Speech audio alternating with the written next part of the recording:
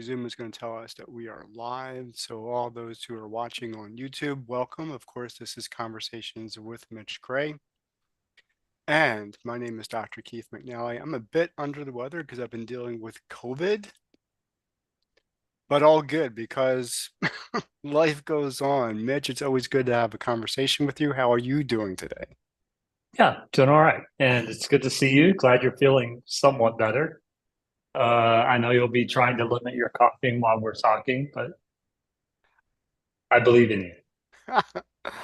Well, I appreciate that at least one of us believes in me. That's really, really important. So, these conversations really do focus on men's mental health. And as you know, a lot of our previous conversations, I've mentioned the fact that I've started my own therapeutic journey. So, I am actually seeing a therapist once a week. And specifically because I'm diagnosed with PTSD and depression. And so I have had some struggles since I left the Marine Corps many, many years ago, dealing with issues and not really knowing how. But here I am, 50 plus, and felt that, given what has occurred, 3 years ago with my most recent suicide attempt, that I needed to make some specific and intentional changes in my life. And I came to the point realizing that even though all these conversations that I have with people and living vicariously through them have really altered my perception and my intentionality for life, I really felt the need to address it from a therapist perspective and how a Right. therapist could help me kind of dive in and tackle some of the struggles that I've been having as an adult man. But what had prompted me for this particular conversation was how does how would how would men prepare themselves to Mm. step into uh, the recipient's role? And I'm using my words very, very carefully. Um, Yeah. to step into therapy, basically, because we go into that kind of space and it could be very fearful. It could be very, Yeah. even though it's designed to help, it can be very much a space that can intimidate men because, Anyone, but especially men. Yeah. yeah, Yeah. anyone, but especially men, Yeah. because of how we've been socialized. Now, I'm specifically addressing men here in the United States. I am not culturally aware of how that looks like in other cultures, geographically Sure. speaking. Sure. Um, so my question today is how can men prepare for the experience? What questions can they start asking of themselves hmm to kind of step into that role as the recipient of help? Yeah. Yeah. Yeah. I think the first question that comes to my mind is, am I willing to be open and honest? So, AKA, am I willing to be vulnerable? That that takes a lot of practice and it can often take some time, especially if you're not used to being vulnerable, open, and honest. But the reason that question comes to mind first is for us to really receive the help that we need, we have to have that vulnerability. And for the professional on the other side of the couch, the therapist, to really be able to use their expertise in helping us, they need to know the whole story.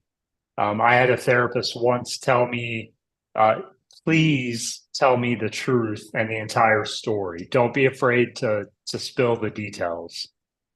Because I fashioned myself a storyteller, but I also fashioned myself someone who does a really good job at hiding things. And so what he was saying was, I know there's probably more. Don't be afraid to share that because that's the only way I can help you. And so we've talked about in this series before how men, I think humans in general, but especially men, since that's kind of our audience, we're not taught to be vulnerable. In fact, we're taught the exact opposite. We're taught to toughen up, pull ourselves up by our bootstraps, just get on with it. Don't worry about it, just move forward, et cetera, et cetera. All those domestications, and we've used that word before, the behaviors that we're taught and domesticated to, they all push against vulnerability. So I think that would be the first question is, am I willing to be open, honest, and vulnerable? I think the second question would be, is what do I really want to explore? Like, Mm, what am I really ready and willing to dig into? But also, where are my pain points? And what am I really ready to explore myself? Because the work isn't being done by the professional. The professional is simply a facilitator of thought, idealism, emotions, a good one. And so, really, the person doing the work is the attendee, is yourself. And so, what am I willing to explore? Where am I willing to go? What am I willing to dig into? Asking yourself those questions can really help prepare you for what I would think be an advantageous session, because it would then allow your openness, your heart, your mind, your spirit to open up to the assistance that a really good therapist is going to give you. And I think the third thing would be, especially if you're just starting out, where do I first want to go? Because we can often walk into a therapist, and a therapist will usually, because they're getting to know us as well. So oftentimes a therapist will say, "Hey, how are you doing?" Or "What can I help you with?" Or "Tell me about yourself." And so really maybe having some direction on where I would like to go first can aid the therapist in helping. So kind of a quick story. I have a lot of friends, but I have one friend specifically who has unfortunately been going through therapist after therapist. They just can't find the right therapist for what they need. But they're really good at advocating for themselves, and they're really good at walking in the door, knowing where they want to go first. mm. So they can tell within one or two sessions, and they've also been in therapy a long time. So they can tell from one or two sessions if that therapist is going to work. And what I've gleaned from that is it's because they have a plan. It's because they know where they want to go first and how they want to go about that. And that will really help the therapist, again, on the other side of the couch, to be able to assist you in the best way they possibly can. So, are you ready to be open and vulnerable?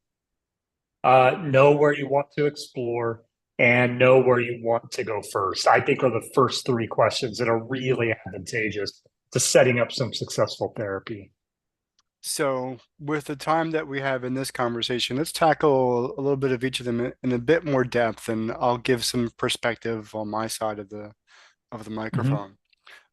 So we've been talking about vulnerability for quite some time, and as a matter of fact, that's Yeah. probably one of the core elements of our conversation. Is without that, Mm-hmm. one of the most difficult aspects of communication, man's communication, is to be really stripped down and saying, Mm-hmm. "Hey, this hurts, this sucks, and this is painful, and Yeah. this is why." But you went a bit deeper. You went, um, you literally said you have to be open and honest. Oh my God, Yeah. what the hell, Mitch? Right. So, Right. and we fully appreciate that, because like you said, and I think, and I'll add, yeah, sometimes we tell our narrative up until a point, Mm-hmm. and then we Yes. stop because Yes. it's that point, and in coaching terms, that pain point or whatever, Mm-hmm. it's like, no, Mm-hmm. because Yeah. that's where the metal, that's where the rubber hits the road. It's right there. That's we're saying this is where the trouble is, and I don't have words, or I don't have emotions, and I'm not comfortable, and we Right. stop. Right. Right. That's the threshold we have to pass through, and so that goes a bit beyond just being vulnerable, but being willing to Mm-hmm. step into that. And that takes practice. No doubt about it. That takes practice. Yeah. Coming in with a plan, coming in with where do you want to go? And we'll talk about where we want to start. Sometimes we don't know because we are so inundated with the chaos that is our life. Mm. We may not have a pathway. Now, Um, for some who have been giving it some thought, they may have an idea of where the path should lead or yeah. how it should follow. But me stepping into therapy, after multiple suicide attempts, it's like My I throw up my hands. I don't Yeah. even know What do we where to do begin. now? What do we do Yeah, now? Yeah. yeah. Yeah. So give me some perspective. And so sometimes, and that may be where the therapist will want to start is Hmm. without, giving me the details of the attempt. What were some of the variables that were going on in your life? And so Sure. at the time of Sure. that, at the time of the incident or the event. And so preparing yourself Mm. for that conversation, that first or maybe the second conversation, because the first conversation may be just kind of, you It's know, going to be a get to know like a you. like a Yeah. first date, we're just kind of Yeah. feeling each other. Totally. Yeah. Totally. But the Yeah. second and third conversation, so even with me, the second and third conversation where it's like, okay, this is more than just a first date thing anymore. We need Hmm. to kind of address some stuff. And because I was ready to do so, I'm Yeah. able to step in and say, okay, this is where some of the problems are. The Right. odd part about this is my therapist wants me to get in touch with my emotions, Yes. Yes. which is You got to still go a there. challenge for me. Yeah, go Keith, right? It's still a Yeah. challenge for me. And I Yeah. am trying. The problem is, I don't have words to express some of the emotions that coexist Sure. with an Sure. event. I Sure. can't iterate them. I can't Yeah. talk about them because I don't have words to use. Right. Um, and I think I am the model for probably most men. We don't Yeah. have words to use for our emotions. And so I struggle with that. And my therapist is very patient. She's a woman. And I think that actually kind of adds to, because you mentioned, your friend seeing men Hmm. as therapists. And I didn't choose man over a woman over a man. It was Hmm. given to me, but she's Hmm. trauma. She's certified in trauma and all the stuff that I need to address. But tapping into those emotions is still problematic. Is there a way, I'm asking you now, is there a way to kind of ease into talking about emotions that won't make it feel uncomfortable? No. Is the short answer is no. You have to think about we have all of these years of teachings and belief systems and thoughts, gifts that were given to us by parents or grandparents or other culturally important people in our lives. We have all these things that were gifted to us that shaped who we are. And so we have to remember that emotionally we're set up like a bank. There's deposits and withdrawals. And all of this stuff has been depositing, or withdrawing. And now emotionally, what you're asking, and it's a fair question. We're being asked to balance the bank at this point. So we're being asked to actually go in and deal with all the withdrawals or deal with all the deposits. And those deposits aren't always positive. That's the difference in a bank account. A deposit is a good thing.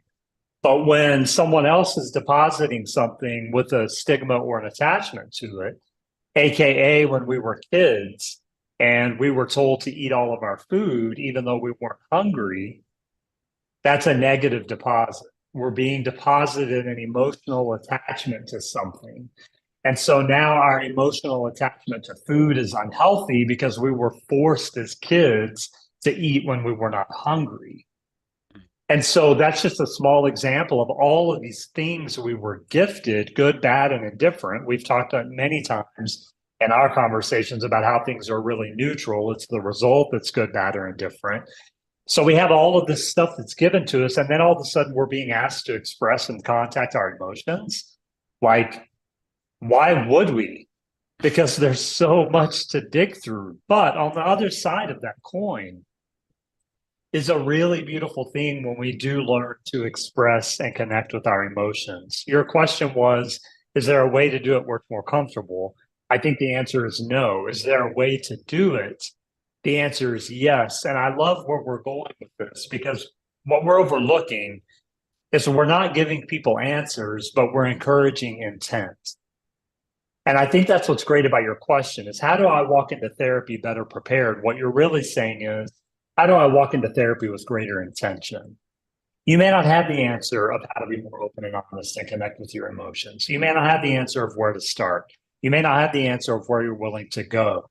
But if you've been thinking about and considering those questions, you've raised your level of intention so that when the moment arises for you to connect with those emotions, then the moment will appear because of that intention. So a little secret that I love to do to connect with the mind. Like now I'm an emotionally based person. That's where you and I differ a little bit. I'm always in with my emotions.